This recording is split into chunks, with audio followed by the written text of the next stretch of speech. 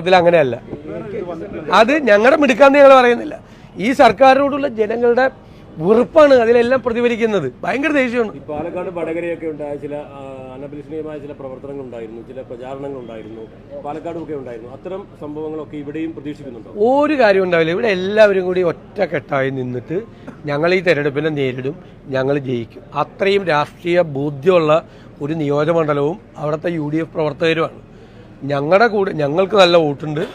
അതേ അവസരത്തിൽ ഞങ്ങൾക്ക് ഇതുവരെ കിട്ടാത്ത ആര്യാട് സാറ് മത്സരിക്കുമ്പോൾ പോലും കിട്ടാത്ത വോട്ടുകൾ കൂടി ഈ പ്രാവശ്യം കിട്ടി. കാരണം അത് ഗവൺമെന്റിനോടുള്ള നെഗറ്റീവ് വോട്ടുകൾ കൂടി ഞങ്ങൾക്ക് ഈ പ്രാവശ്യം കിട്ടും. സർക്കാരിനോട് ജനങ്ങൾക്ക് പ്രതിഷേധിക്കാൻ കിട്ടിയ അവസരമാണ്. അതിൽ CPM വോട്ടും കിട്ടും ഞങ്ങൾക്ക്. ഞാൻ പറഞ്ഞില്ല പാലക്കാട് ഞങ്ങൾക്ക് CPM വോട്ട് കിട്ടുമെന്ന് പറയില്ല. ഇല്ലേ, എല്ലായിടത്തും കിട്ടിയില്ലേ ഞങ്ങൾക്ക് CPM വോട്ട്? ഞങ്ങൾക്ക് എല്ലായിടത്തും കിട്ടിയില്ലേ CPM വോട്ട്? കിട്ടിയില്ലേ? പരമ്പരാഗതം, അതായത് കമ്മ്യൂണിസ്റ്റ് പാർട്ടിയെ സ്നേഹിക്കുന്നവർ ഇവർക്ക് വോട്ട് ചെയ്യില്ല. കാരണം ഇവർ കമ്മ്യൂണിസ്റ്റ് പാർട്ടിയെ കുഴിച്ചു മൂടാൻ വേണ്ടി വന്നേക്കണവരാന്ന് ശരിയായിട്ടുള്ള പാർട്ടിക്കാർക്ക് അറിയാം. പിന്നെ ഇടതുപക്ഷത്തെ ഇഷ്ടപ്പെടുന്ന ആളുകളുണ്ട്, നിങ്ങൾ ശ്രദ്ധിച്ചിട്ടില്ലേ?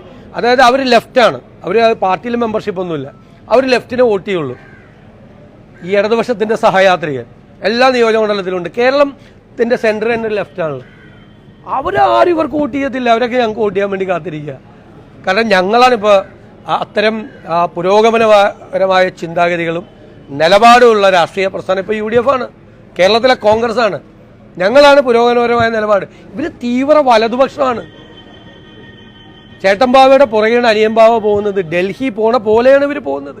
എല്ലാ കാര്യത്തിലും തീവ്ര വലതുപക്ഷ നിലപാടാണ് കേരളത്തിൻ്റെ CPM-ന്. അവസാനം ഇന്ത്യയിലെ പ്രതിപക്ഷ പാർട്ടികൾ എല്ലാം ഒറ്റക്കെട്ടായി പറയാണ് ഫാസിസ്റ്റ് ഭരണമാണ് ഇന്ത്യയിൽ നടക്കുന്നത്.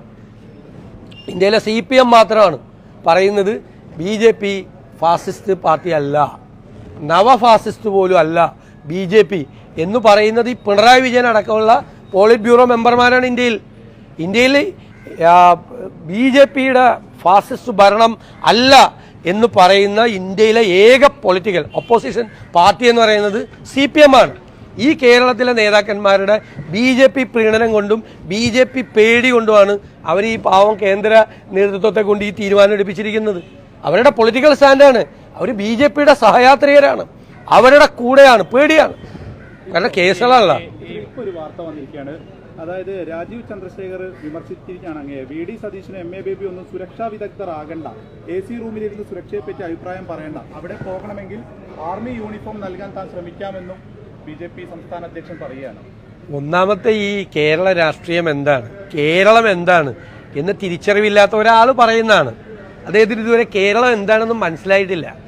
ഒന്ന് ഞങ്ങൾ പറഞ്ഞത് എന്താണ്, നമ്മളൊരു വിഷയം ഉണ്ടാവും, ഇതുപോലത്തെ കാശ്മീർ സ്ഫോടനം ഉണ്ടാവുമ്പോൾ രാജ്യസ്നേഹമുള്ളവരെല്ലാവരും, നിങ്ങളും ഞാനും അടക്കം ചിന്തിക്കുന്നത് എന്താ, ദൈവമേ ഇതിൻ്റെ പേരിൽ ഇനി വീണ്ടും ഒരു കലാപമൊന്നും നമ്മുടെ രാജ്യത്ത് നടക്കരുത്, അല്ലേ, ഒരു കുഴപ്പം ഉണ്ടാകരുത്. അതല്ലേ നമ്മൾ പറഞ്ഞല്ലോ. എന്നോട് ചോദിച്ചപ്പോൾ ഞാൻ പറഞ്ഞു രാഷ്ട്രീയം പറയേണ്ട സമയമല്ല ഇത്.